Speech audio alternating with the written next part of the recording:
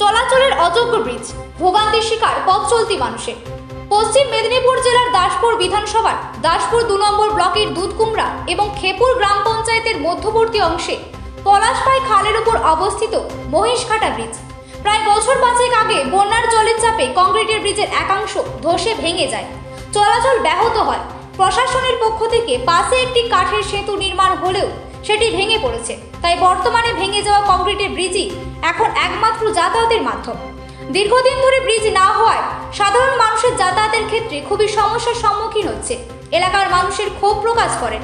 যদিও প্রশাসনের দাবি সমস্ত রকম সহযোগিতা এবং ব্যবস্থা নেওয়া চলছে, তবে জমি জটের কারণে বিকল্প ব্রিজ নির্মাণ করার ক্ষেত্রে বাধা হয়ে দাঁড়িয়েছে।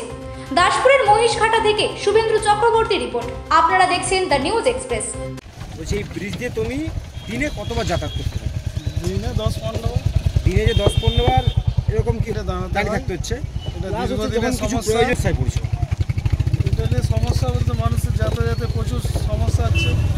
আমরা দীর্ঘদিন ধরে দাবি করেছিলাম যে এই পোলটা যেহেতু একদিকের গার্ডওয়াল ছেড়ে গেছে, সরকারের পরিকল্পিতভাবে খাল কাটার ফলে আমাদের দীর্ঘদিনের জনগণের এই এলাকার জনগণের দাবি ছিল যাতে এই সামনের এই গার্ডওয়ালটা তুলে দিয়ে এই পোলটাকেই ঠিক করে দেওয়া হোক। কিন্তু সরকার বারে বারে বলল, তারা বিভিন্নবার বিভিন্ন সময়ে কাঠের পোল একটা করে দেখালো, তারপরে আবার এইখানে সব ওই সিমেন্টের সব রোল টোল দিয়ে তারা নতুন আবার কি পরিকল্পনা করলো, তাদের পরিকল্পনা সবসময় বাস্তবায়িত কোনোটাই হচ্ছে না।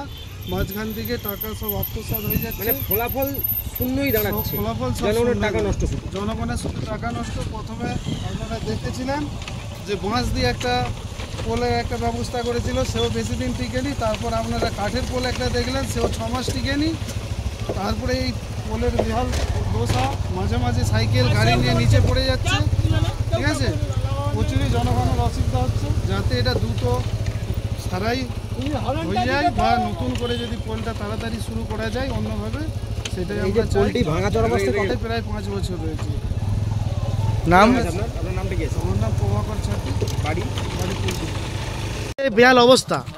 আপনারা কি বলবেন? আমাদের আর কি বলবো, আমরা কি চাচ্ছেন বর্তমানে? এখন যাতে পোল যাতে না হয় সেটাই চাই। আর কি করবো বলে আর না ভাবে কিছু, এই তো সব দেখতে পাচ্ছে, পুলিশ প্রশাসন নেতা মন্ত্রীরা সবই দেখতে পাচ্ছে। কতদিন ধরে এরকম বেহাল রয়েছে? মিনিমাম তো 5 বছর। 5 বছর? হ্যাঁ। কত লোক যাতায়াত করে? প্রচুর। আমরা চাচ্ছেন স্থায়ী ব্রিজ হোক নাকি? হ্যাঁ, স্থায়ী তো ব্রিজ অবশ্যই দরকার। আপনার বাড়ি? বাড়ি এখানে আমার কুটির।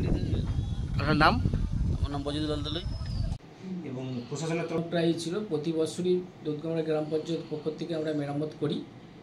ইন দ্য টিম এখন যেটা হচ্ছে সেটা প্রশাসনকে না জানিয়ে এটা করছে। ওখানকার স্থানীয়ভাবে কিছু মানুষ তারা উদ্যোগী হয়তো কারো কাছ থেকে পয়সা নিয়ে, পথ চলতি মানুষ যারা গাড়ি নিয়ে বিশেষ করে যাচ্ছে তাদের কাছে পয়সা তুলছে বলে আমার কাছে সিভিক এই একটু আগেই জানিয়েছেন ওখানকার যিনি করেন। তা এটা আপনি প্রশাসনকে কোনোভাবেই কোনো অভিযোগ করেনি, কিন্তু আমি আমার প্রশাসনের দিকটা খেয়াল রেখেই আমি কিন্তু ওখানে কাজ করার জন্য প্রস্তুতি নিয়েছি। আগামী 2-1 দিনের মধ্যে আমরা টোটাল ওইটাকে মেরামত করে আমরা মানুষের জন্য উপযোগী করে দেবো। স্থানীয় এতদিন উদ্যোগ নেয়নি কেন প্রশাসন? সেটার বিষয় হচ্ছে এতদিন উদ্যোগ নেয়নি, এটা অসুবিধা নিশ্চয়ই ছিল।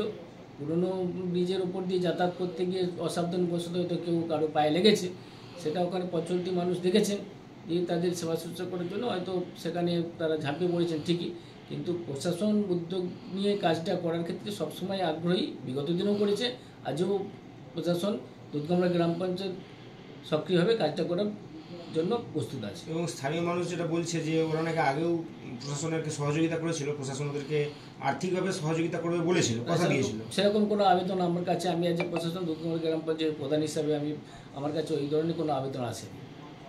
আরেকটা বিষয় যেটা নিয়ে ব্রিজের সেপাশে মানে খেপুতের দিকের মাটি বিক্রি করা হয়ে গিয়েছে।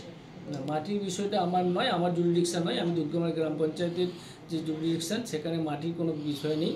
যেটা ওপারটা মাটি বলছেন, বিষয় মাটি নয়, ওটা আমরা জানি।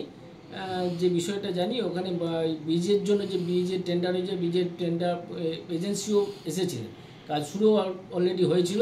সেখানে ওই সয়েল টেস্ট করার জন্য ওখানে মাটি তুলে যে সয়েল টেস্টের যে প্রসেস আর কি, সেই প্রসেসের মধ্যে ওটা কাজটা শুরু করেছিলেন। ইন দ্য টাইম বর্তমানে ওখানে ওই জায়গা জমি জটের জন্যই কিন্তু যিনি কন্ট্রাক্টর এজেন্সি ছিলেন তিনি কাজ সব জিনিসপত্র তুলে নিয়ে গেছেন। কাজটা টোটালি হাইকোর্ট মানে কোর্ট হয়ে যাওয়ার কারণেই কিন্তু স্তব্ধ হয়ে আছে, নাহলে কাজটা যথারীতি চলতো, বীজের কাজ আমরা যথারীতি হবে এই আশ্বাসই আমাদের কাছে ছিল।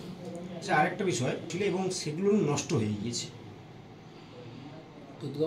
দুধকুমড়া ব্রিজের পাশে জল পাসের জন্য বেশ কিছু বড় বড় পাইপ বসানো আছে, নদীর অর্ধেক পর্যন্ত বসানো হয়েছিল, কাজটা শুরু হয়েছিল। না, তারপরে এটা ভুল ব্যাপার। দুধকুমড়া জিপির পাশে নয়, ওটা মহিষঘাটা যে খালের যে জল মানে ব্রিজটা শুরু করার জন্যই বাইপাস একটা রাস্তা করার জন্য ওরা কয়েকবারই চেষ্টা করেছিল, ওই পাইপের উপর মাটি দিয়ে চেষ্টা করেছিলেন, 2-3বার ওটা হয়েছে। কোনোভাবেই ওটা যেহেতু মোহানার মুখে এটা মহিষঘাটা ব্রিজটা জলের তোরে এটা ভেঙে যাচ্ছে, 2বারই ভেঙে গেছে।